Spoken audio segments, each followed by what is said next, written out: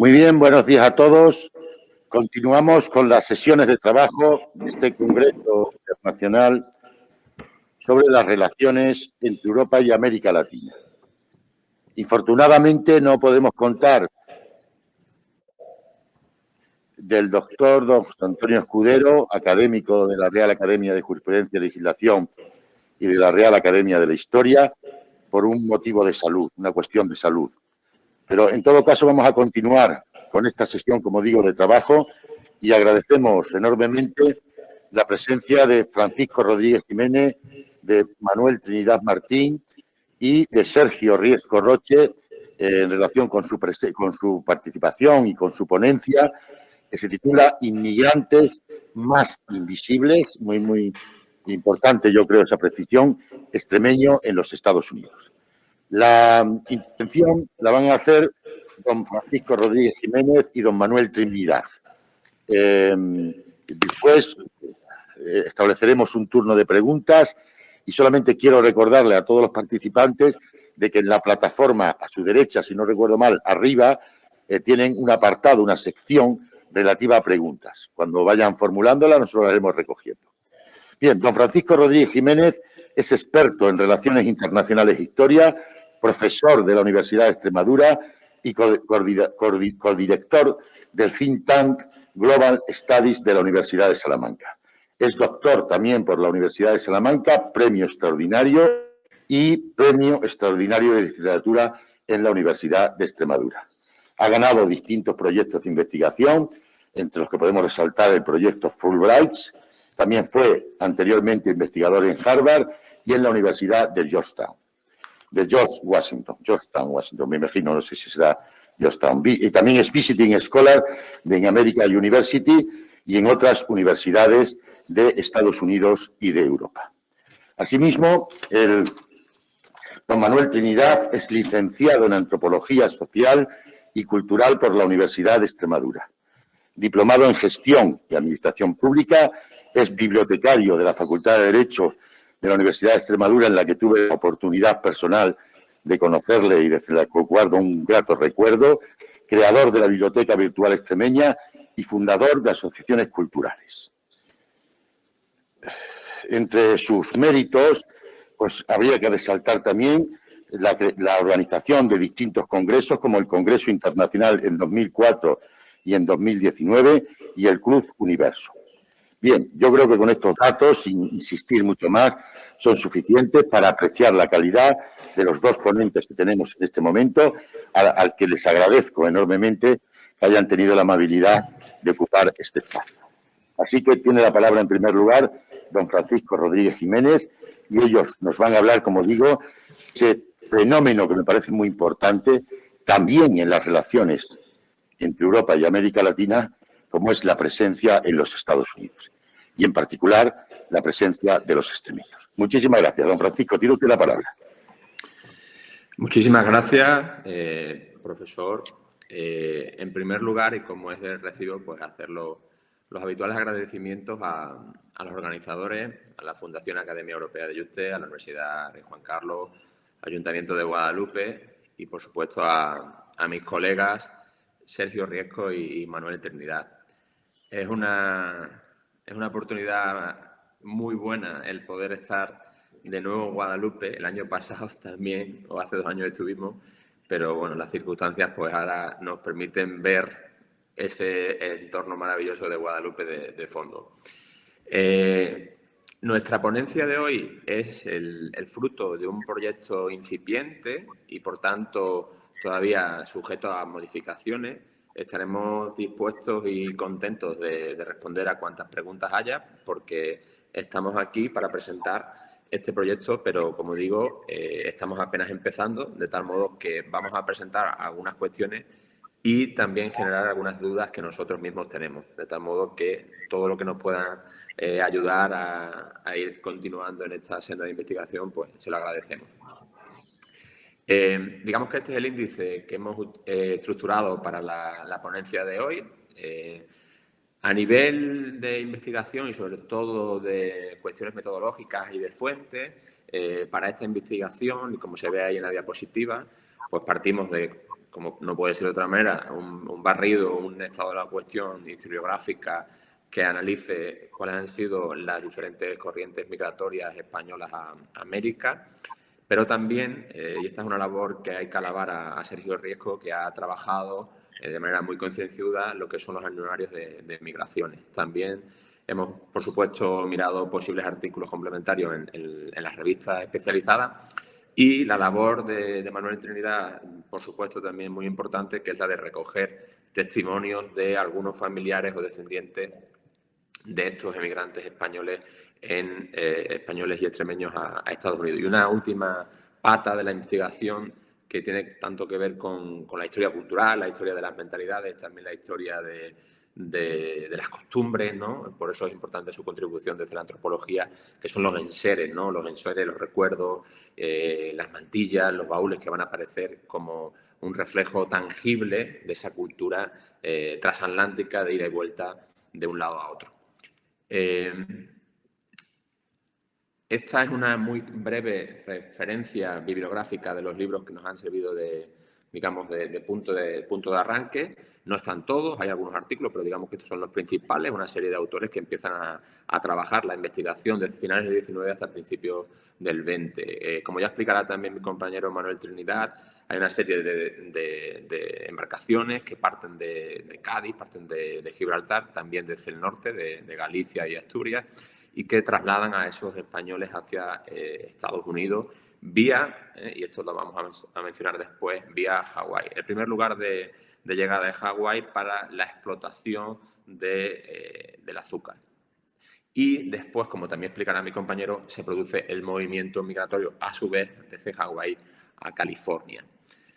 Bien, es también de obligado cumplimiento el reconocimiento, por un lado, a la Fundación Consejo de España de Estados Unidos y, por otro, a los profesores Jess Fernández y al periodista Luis Argeo, que han realizado una labor fundamental de rastreo de estos emigrantes invisibles en Estados Unidos, todos aquellos españoles, en torno a 10.000, 30.000, las cifras varían, que fueron hacia ese país. La migración española más conocida es la migración a Argentina, a Cuba, a Venezuela, y estos emigrantes en Estados Unidos habían quedado, como bien indica el título de la exposición, pues en un segundo plano o de manera prácticamente invisible.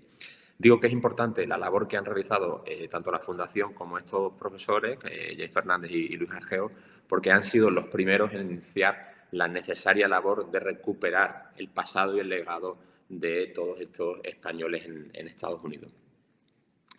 Nuestro trabajo, por tanto, complementa o pretende indagar siguiendo la línea que ellos ya han trazado. Eso es importante resaltarlo. Bien, ¿y cuál es la presión demográfica o cuáles son las estadísticas generales de la migración extremeña a Estados Unidos? En esa tabla que ven ustedes ahí se aprecia lo que fue el crecimiento demográfico de la región. Y es una de las primeras cuestiones que nosotros queremos poner encima de la mesa para el debate. Y es que creemos que se ha minusvalorado lo que fue el crecimiento demográfico y, por tanto, la emigración extremeña al exterior. Tenemos que precisar las fechas y precisar las estadísticas. ¿Cuáles son los condicionantes? ¿Por qué se produce el proceso migratorio?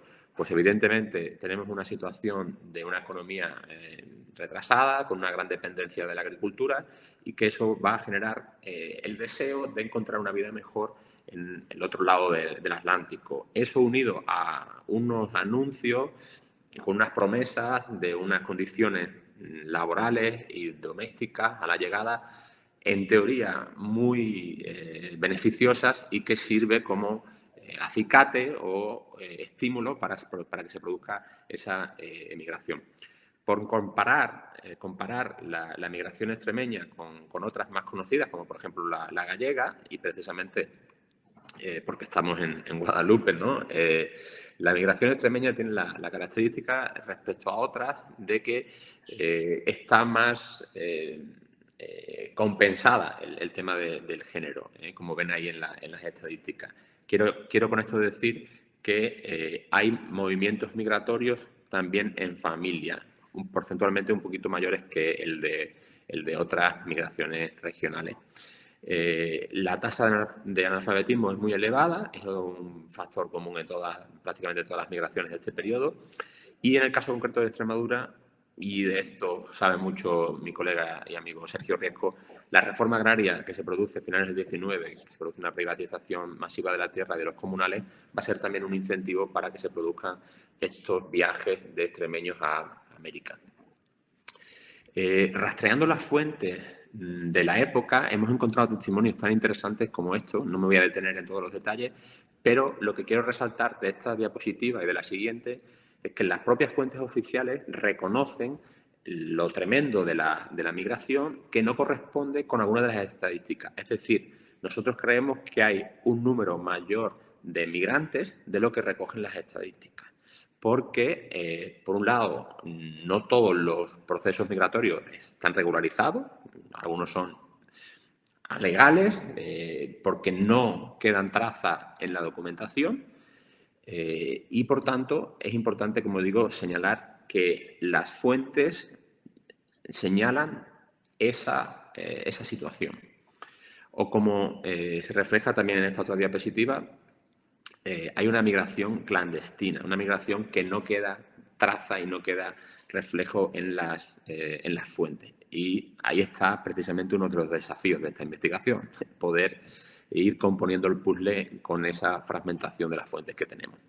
En esta gráfica ven ustedes lo que son los números de la migración extremeña a América, resaltado en un color diferente, en naranja, el caso de Estados Unidos. Unos 634 extremeños, pero evidentemente, vuelvo a repetir, creemos que esta cifra es inferior a la realidad, tanto para Estados Unidos como para el resto de países. Aquí observan cómo es el proceso migratorio en cuanto a los años. El año de mayor presencia de migrantes extremeños va a ser 1912.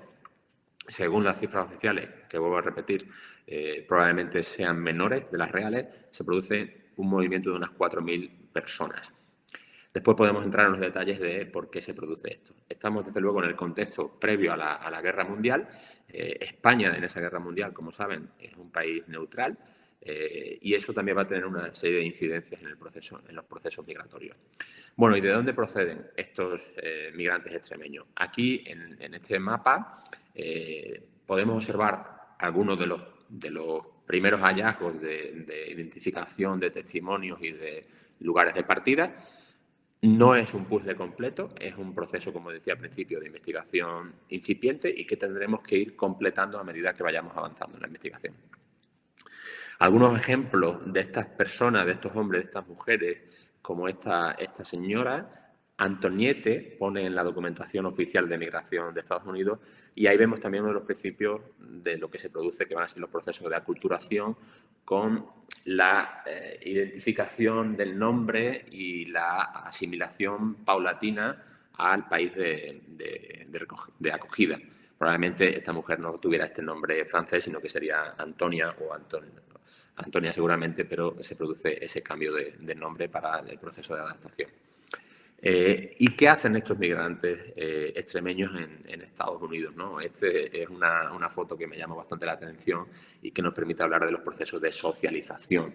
Pues pasadas las dificultades iniciales de un proceso que es muy duro, un proceso, como decía, a Hawái, en unas condiciones laborales muy duras, tanto es así que algunos, al poco tiempo de llegar a Hawái, se mudan a San Francisco y a California buscando una vida mejor. Pero, como digo, en esta foto es bastante significativa por esos procesos de socialización. ¿Qué hacen los inmigrantes extremeños en Estados Unidos? Bueno, pues intentan, en la medida de lo posible, mantener el vínculo, mantener los lazos culturales o de las tradiciones con Extremadura. Y qué mejor prueba de esto que la realización de la matanza o la realización de los embutidos al otro lado del Atlántico, en este caso con la singularidad de que están utilizando un bate de béisbol, no tan americano como un bate de béisbol, para embutir la carne.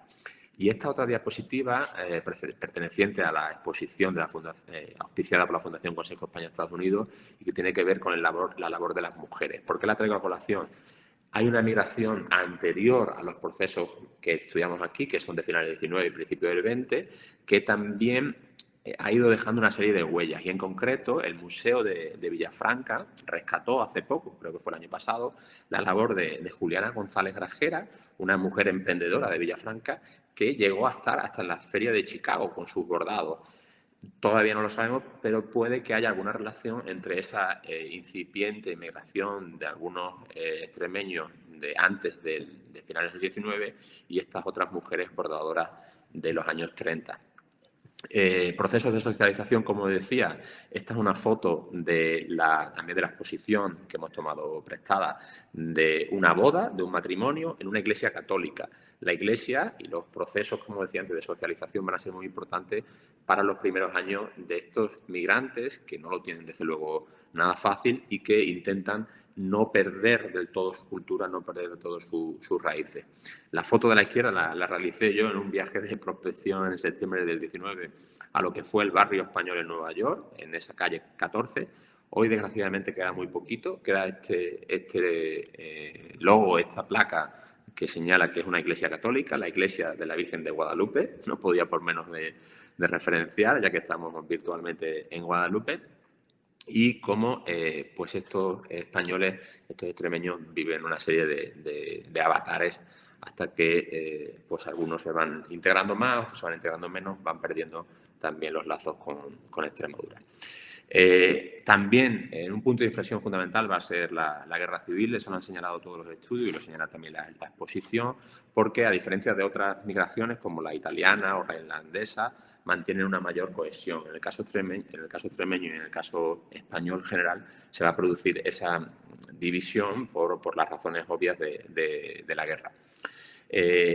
La presencia tanto extremeña como española en Estados Unidos continúa a pesar de ese impasse, ese turning point, punto de inflexión de la guerra, y esta foto refleja cómo pervive. Esto ya es fotos de los años 60, cuando se cumple el centenario de la asociación primera, una de las primeras de españoles en Estados Unidos. Nosotros lo que estamos haciendo ahora es rastrear estas asociaciones que hay por todo el país para ver cuál es la presencia de los extremeños en las mismas. Esta es una de las fotos más conocidas en el caso de la migración extremeña, que es el conocido baúl de la Troya, de un restaurante de Trujillo, y que nos permite hablar del proceso también de retorno, ¿no? En la diapositiva de la izquierda ven ustedes algunos de esos carteles que se publicaban en la prensa, porque la mayoría de estos migrantes van con la intención de trabajar, de ahorrar, pero de volver, ¿no? Siempre tienen la intención, y eso se ve también en las cartas, de que sea un proceso temporal y que, si es posible, se vuelva.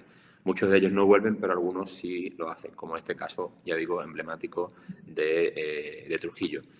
Y estas últimas diapositivas, voy a ir concluyendo, no quiero excederme en el tiempo, hablan de otros fenómenos que también estamos estudiando y que, por tanto, creo que es importante. Y es cómo la diplomacia, tanto española como de Estados Unidos, trabajó con el proceso de recuperación de este legado para que eso sirviera como nexo diplomático entre ambos países. En concreto, estas diapositivas proceden de una revista de noticias de actualidad difundida y publicada por la Embajada de Estados Unidos en España en los años 50. No podemos olvidar el contexto geopolítico, las bases americanas en España.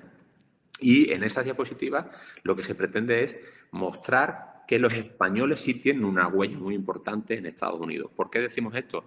Lo habitual en la historiografía, lo habitual en la geopolítica, había sido que Estados Unidos se mirara prácticamente como un país sin demasiada importancia. Lo importante a nivel geopolítico para España casi siempre ocurría del Río Bravo hacia el sur, mientras que del Río Bravo hacia el norte pues había un mayor desconocimiento. Y estas diapositivas pretenden precisamente enfatizar dentro de esta estrategia diplomática estadounidense que sí hay un legado de España en Estados Unidos.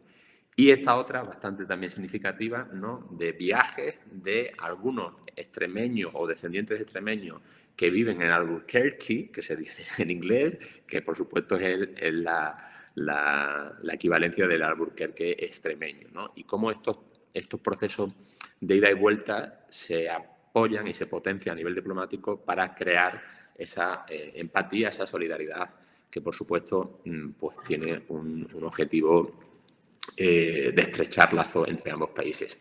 Bien, resumiendo un poquito lo que he explicado y ahora ya dejar paso a mi colega Manuel Trinidad, los datos oficiales que hemos conseguido rescatar en este periodo de 1911 a 1934 son de unos 15.000 extremeños. Vuelvo a insistir, probablemente estemos ante una cifra mayor en la realidad. El año más importante es 1912, antesala de la Primera Guerra Mundial, y se produce entonces la llegada de unos 4.000 migrantes extremeños. Inicialmente, el cómputo global es mayor de emigrantes de Badajoz, pero, y esta es una hipótesis que todavía no tenemos clara, en el caso de Estados Unidos hay casi más de Badajoz. Creemos, pero no estamos muy seguros, que esto puede ser una de las dinámicas habituales de la migración, emigración en cadena.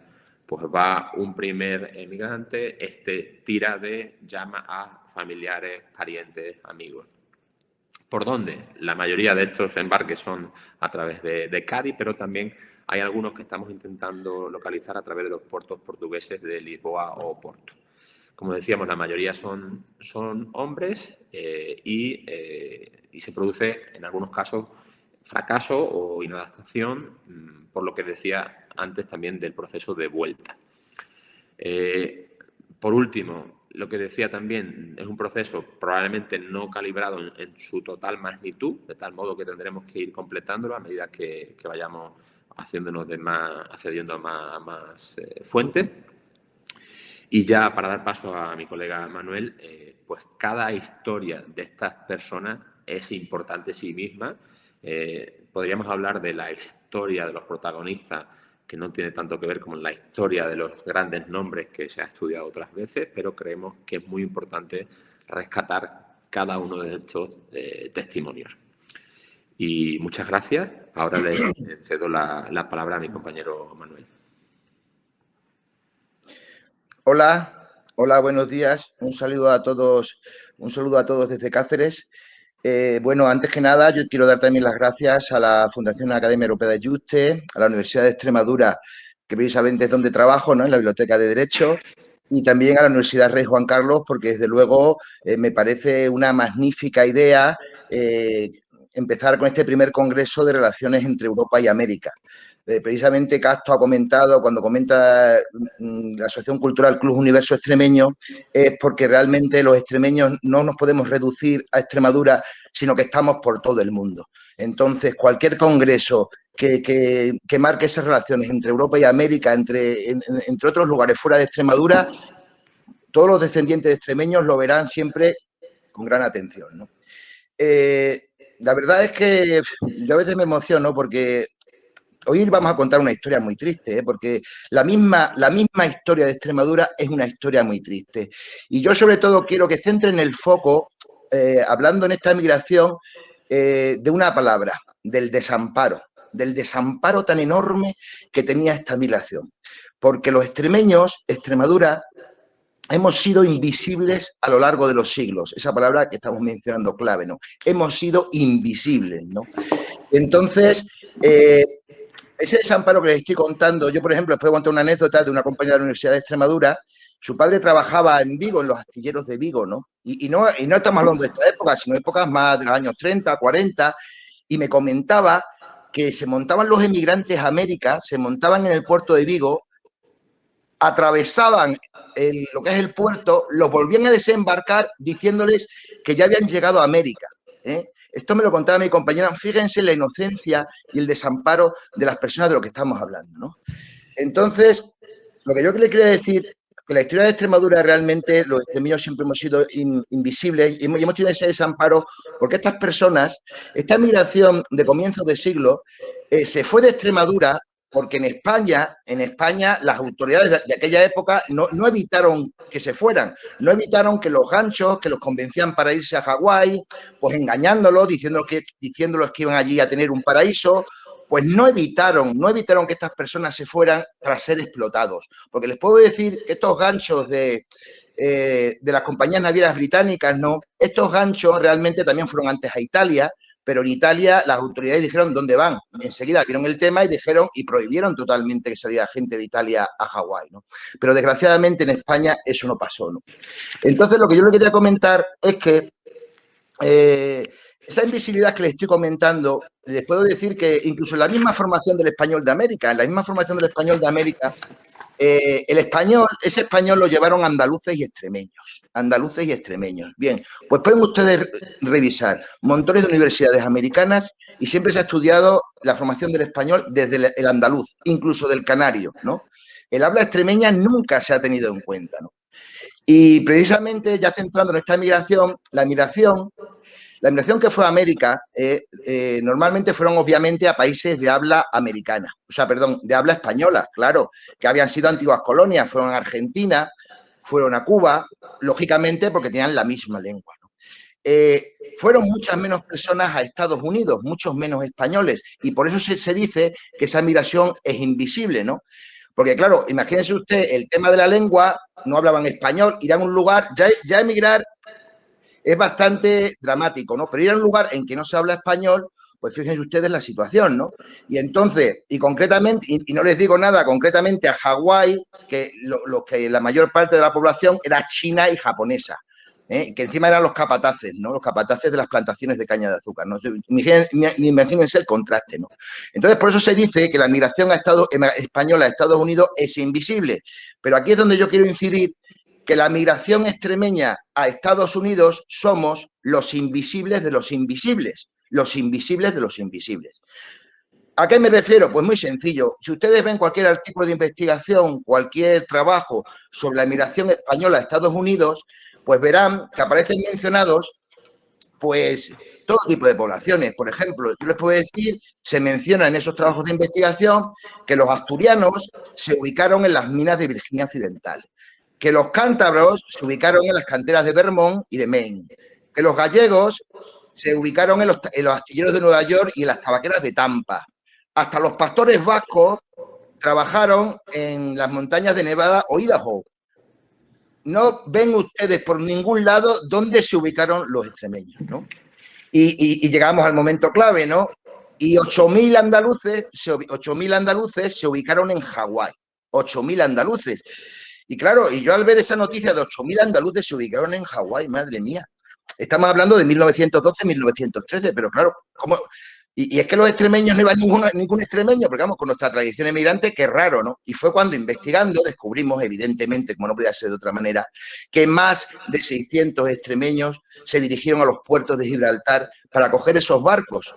Algunos incluso se fueron a Brasil porque las condiciones de esos barcos eran infrahumanas. Les puedo decir que el Heliópolis, que fue el primero que salió de Málaga en 1907, él no tenía, era el que tenía menos extremeños porque se concentraron en 1912 y 1913, pues se bajaron 1.000 personas por las condiciones que tenía el barco. Con eso se lo digo absolutamente todo, ¿no? Entonces, por eso les decía que es muy importante, todas estas personas querían cumplir un sueño que era buscar el paraíso que les prometieron. Y en lugar del paraíso lo que encontraron era el infierno. Pero lo triste de este tema, fíjense ustedes lo dramático, es que en España, en sus propios pueblos, tampoco encontraron ese paraíso, ¿me entienden? Porque muchas veces se dicen que en el pasado los extremeños, muchos éramos esclavos de esclavos. Porque imagínense usted el caciquismo que había en aquella época. Éramos esclavos de esclavos. El cacique, que era el que mandaba en el pueblo, también por encima de él mandaba a alguien, ¿no? Entonces eran personas desamparadas en Extremadura y desamparadas allí, ¿no? Fíjense usted qué situación, ¿no? Y bueno, yo me acuerdo que mi padre, que era de Campo Lugar, siempre me hablaba mucho de, cuéntame historias, papá, le contaba yo de pequeño, cuéntame historias de tu vida, ¿no? Y siempre me hablaba del amo. Y digo, pero ¿y es qué es esto del amo? Amo tiene relación con los esclavos, ¿no? Y es lo que les estoy comentando, el amo. Pues esa es la relación de caciques, de esclavos y de amos que había en aquella época, ¿no? Tristemente, ¿no? Y bueno, para no extenderme, me voy a centrar en el tema de un caso muy concreto que les voy a hablar de la migración extremeña a Hawái, del siglo, normalmente en 1912 y 1913. Les voy a contar un caso muy concreto de una familia de Mérida, ¿no? De una familia de Mérida. Concretamente les estoy hablando de Alfonso Silva Pérez y Santiago Juan de la Montaña, ¿no? Dos personas que en el año 12 de abril de 1913, pues se fueron con toda su familia, con sus 4 hijos, en dirección a Gibraltar. Salieron de Mérida, ¿no? Entonces iban con sus 4 hijos, hicieron el viaje. En aquel viaje, a mí el barco, se fueron en el barco Ascot. A mí el barco Ascot, yo lo llamo el barco de la Vera, porque fue un barco que iban 1.355 pasajeros y de los 1.300 iban nada menos que 200 extremeños, ¿vale? Entonces, fueron de Jarandilla de la Vera 66 personas, de Madrigal de la Vera, de Pasadón de la Vera, de Jaraí. Bien, pues ellos tomaron el barco, se fueron allí y se fueron a Hawái, a las plantaciones de caña de azúcar. Ya les digo yo que mucho dinero no llevarían, porque la gente que se iba de Extremadura no eran los más pobres, ¿eh? O sea, ellos tenían que tener un dinero, porque no deben olvidar que en Gibraltar no se llegaba y se cogía el barco. A veces podías pasarte un año entero en Gibraltar hasta coger el barco. Tenían que tener algún dinero, vendían sus tierras. Y estas personas permanecieron en Hawái 3 años. Hasta en 3 años no se fueron a California, ¿no? Porque ya las condiciones allí, como ustedes comprenderán en Hawái, pues bueno, pues allí las condiciones eran bastante infrahumanas, ¿no? Y el trabajo muy duro, ¿no? Muy duro en las plantaciones de caña de azúcar. Bien.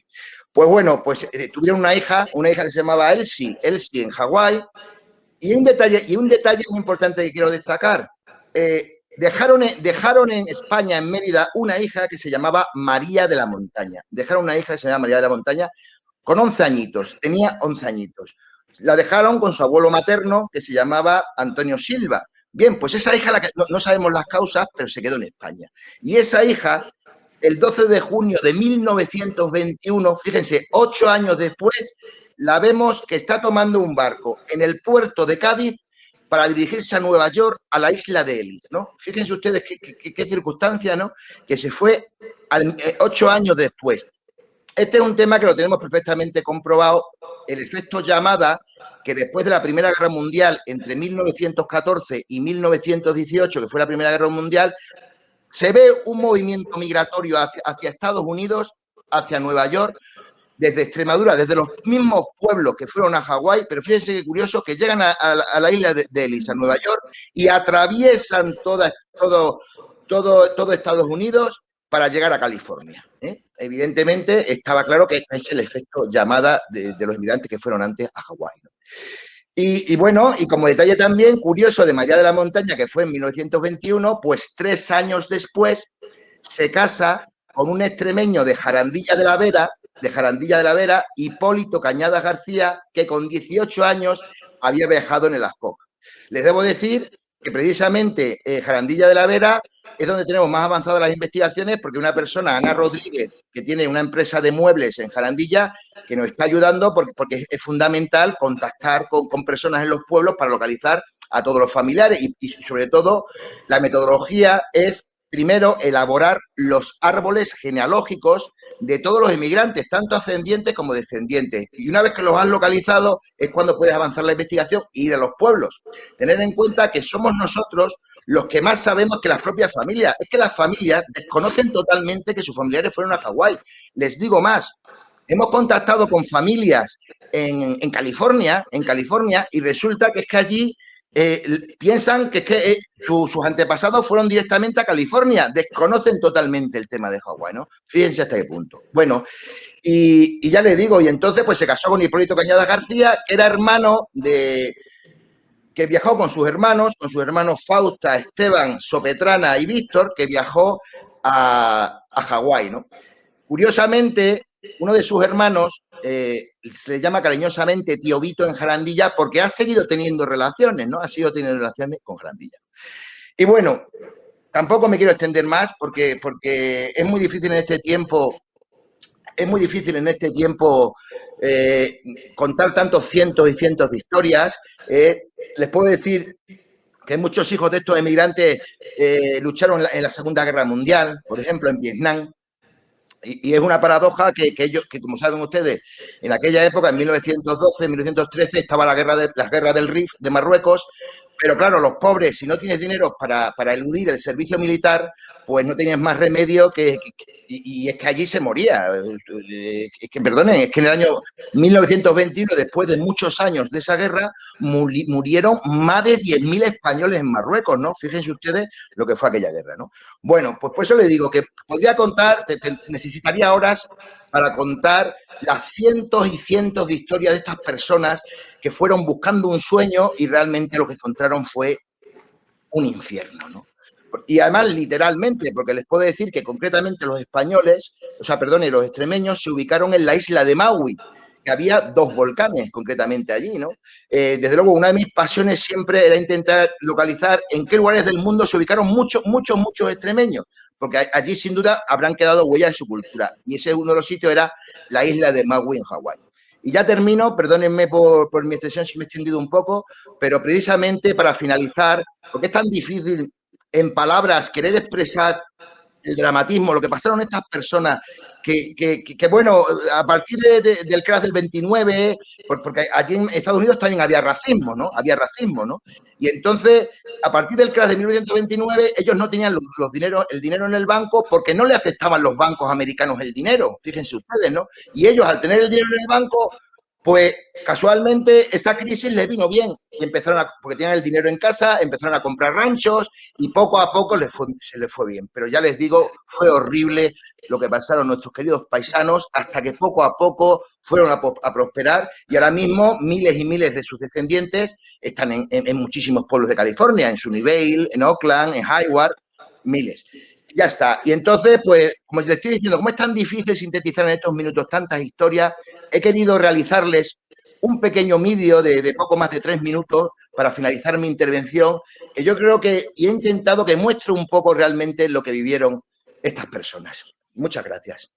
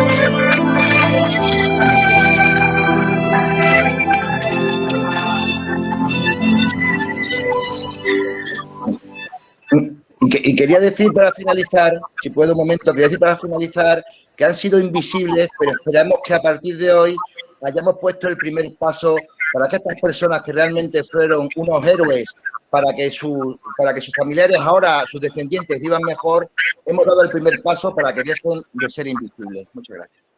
Muy bien, muchas gracias. Muchas gracias a don Francisco Rodríguez Jiménez y a don Manuel Trinidad Martín por sus extraordinarias y significativas y didácticas intervenciones que abren un campo para la investigación, como ellos mismos han dicho, que están en el proceso, ¿no?, todavía de culminar una investigación que realmente es inabarcable y es inagotable. En todo caso, como vamos ya apurados con los tiempos, le vamos a formular solamente una de las preguntas que hemos recibido y pidiéndoles un poquito de brevedad, porque tenemos que entrar en la siguiente sesión. La pregunta viene de Miguel Ángel Martín y nos dice: muchas gracias por ambas intervenciones. Y la pregunta es la siguiente, son dos preguntas en una. ¿Tienen constancia de si había relación entre los inmigrantes que fueron a distintos países? Pues entiendo que familiares y conocidos tomaron rumbos distintos. Y la segunda, ¿y entre los que emigraron a América y a otros países de Europa, hubo algún tipo de relación? Bien, en primer lugar, y porque no lo hice al principio, también muchas gracias al profesor Sigfrido Vázquez por la organización y por la invitación. En cuanto a la pregunta que plantea Miguel Ángel, estamos en la fase, como decía, de rastrear los procesos de socialización.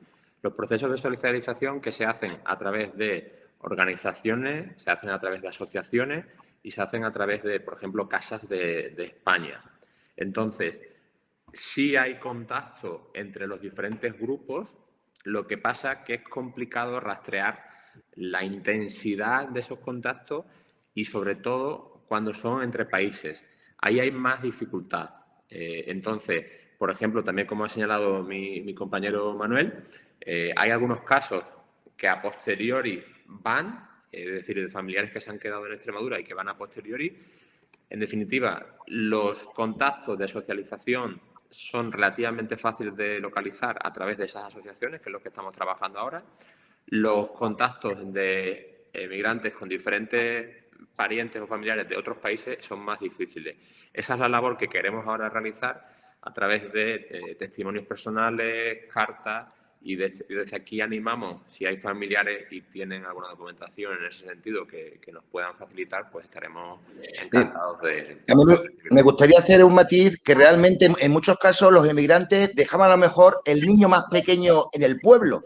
Entonces sí mantenían relaciones y nosotros hemos comprobado en Jarandilla que iban los americanos a verle y les mandaban ropa, les mandaban dinero, iban los americanos a verle, ¿no? Entonces realmente existían esas relaciones, pero tampoco se les daba mucha importancia. Porque yo lo que quiero destacar también es el enorme potencial económico que estas relaciones, incluso a nivel Junta de Extremadura, de que no olvidemos, miles de descendientes de extremeños están en California y puede ser muy interesante a nivel económico potenciar esas relaciones, ¿no? Pero ya os digo, y temas dramáticos, ¿no? Una niña que prácticamente se la abandonaron en el pueblo, en Jarandilla, pues se murió la abuela y pasó a una tía, ¿no? Y entonces, y muchos problemas, ¿no? Entonces, yo creo que lo importante de todo siempre es saber poner en valor estas cosas que muchas veces tienen mucha importancia en Extremadura y muchas veces no hemos sido capaces de ponerle en valor. Nada más. Y la formulamos porque me parece realmente interesante. Hay constancia, yo creo que es un dato fundamental, hay constancia de reconocimientos realizados a estos emigrantes en los países de acogida y de su contribución a estos países. ¿Y algún extremeño fue destacado en...?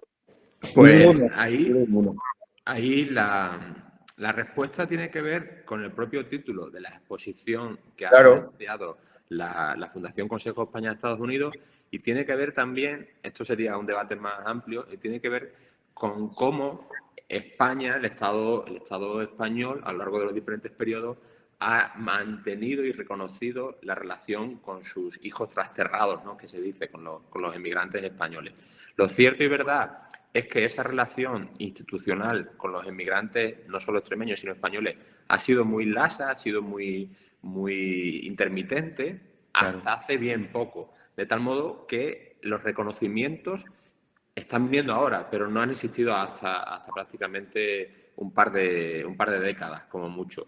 Entonces, ahora estamos en la labor de recuperar poco a poco esos testimonios, esas experiencias invisibles de los miles y miles de extremeños y los miles de españoles, pero la respuesta es que no ha habido, por parte de las instituciones, hasta relativamente poco tiempo, un seguimiento de esa migración. También es cierto que como la migración española ha sido más importante numéricamente a Argentina o a México o a Venezuela, Estados Unidos ha quedado como un poco en un segundo, incluso tercer lugar. Gracias. Muy bien, pues, Yo sí. suelo añadir un punto que es que ya simplemente hay un detalle. El primer libro que se ha escrito sobre la migración de españoles a Hawái lo hizo Miguel Álvaro Trujillo de la Universidad de Málaga en el año 2016. 2016. O sea, que es que realmente ya no es que hayan prestado atención, es que anteriormente no había absolutamente nada ni investigación ninguna del tema de Hawái, totalmente desconocido y como he dicho, los propios familiares, incluso los de América, desconocen que sus familiares estuvieron antes en Hawái. Piensan que fueron a América directamente. Sí, hay un ultimísimo detalle que ya lo hemos comentado, pero bueno, es importante enfatizarlo. El problema de la localización de los emigrantes extremeños en Estados Unidos es que algunos en las estadísticas oficiales aparecen como andaluces. Entonces, claro. está también la dificultad. Claro. Bueno, pues muchas gracias por esa redacción, Francisco. Muchísimas gracias por sus intervenciones y lo ilustrativas que han sido, y esperemos que con este congreso esa realidad visible se haya hecho un poquito, al menos una pequeña luz más visible. Sí. Muchísimas gracias a los dos y continuamos con la siguiente sesión. Muchas gracias a vosotros. Muchas gracias. Gracias a vosotros.